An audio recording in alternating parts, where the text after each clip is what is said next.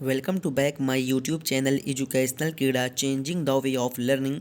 स्वागत है आप सभी का आपके अपने यूट्यूब चैनल एजुकेशनल क्रीड़ा में। तो दोस्तों, ये जैसा कि आपको पता है कि आज आपका अभ्यास 37 का डिक्टेशन रहेगा।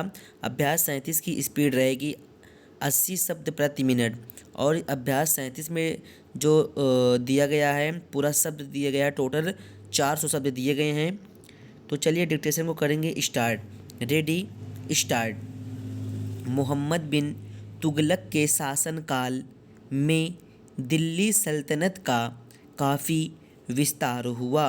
उसने मालवा, गुजरात, तिलंग, कंपिला, लखनौती, चटगांव जैसे कई प्रदेशों पर आक्रमण कर उन्हें लूट लिया।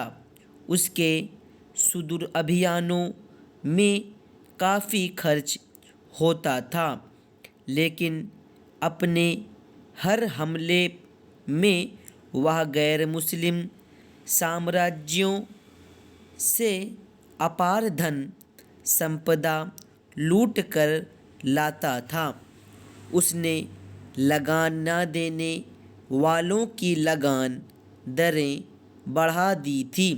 गंगा और यमुना की उपजाऊ ज़मीन पर सुल्तान ने गैर मुस्लिम लोगों पर भी भूमि कर 10 गुना और दूसरी जगहों पर 20 गुना कर दिया था।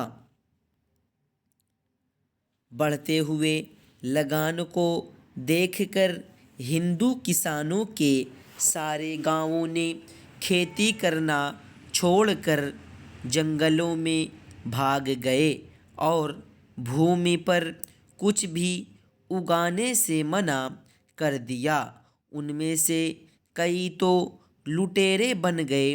सुल्तान ने और अधिक क्रूरता से उनको जवाब देते हुए उनकी सामूहिक गिरफ्तारी करवाई और मौत के घाट उतार दिया। इतिहास के पन्नों में मुहम्मद तुगलक को एक कट्टर मुस्लिम शासक बताया है, जिसने न केवल गैर मुस्लिम बल्कि मुसलमानों के भी कुछ संप्रदायों से क्रूरता की। उसने शिया मुसलमान, सूफी कलंदर और दूसरे मुसलमानों को फांसी पर लटकाया। मोहम्मद बिन तुगलक ने एक नए शहर जहां पनाह की स्थापना की, जो पुराने दिल्ली के नज़दीक है। बाद में उसने अपनी सल्तनत की राजधानी दिल्ली से महाराष्ट्र के देवगढ़ को बनाया। उसने दिल्ली की जनता को सामूहिक रूप से देवगढ़ चलने को विवश किया और मना करने वालों को मौत के घाट उतार दिया। एक अंधा व्यक्ति जो देवगढ़ जाने में असमर्थ था को 40 दिनों तक घसीट घसीट कर ले जाया गया। उसकी मौत हो गई थी और उसका केवल बंधा पैर ही दौलताबाद पहुंच पाया था।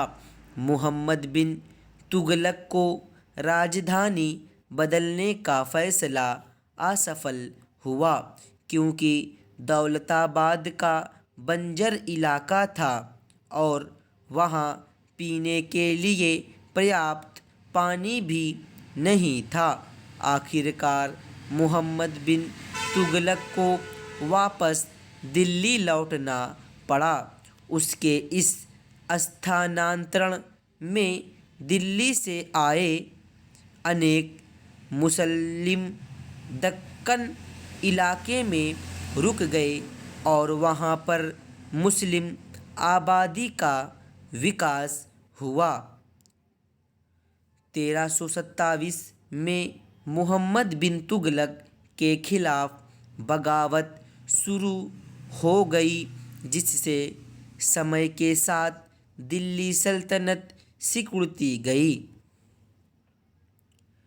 इतिहासकार बताते हैं कि मोहम्मद बिन तुगलक ने हिंदुओं के घरों को सिक्कों की टकसाल बना दिया और नकली तांबे के सिक्के बनाना शुरू किया, जिससे लगान वसूल किया जा सके।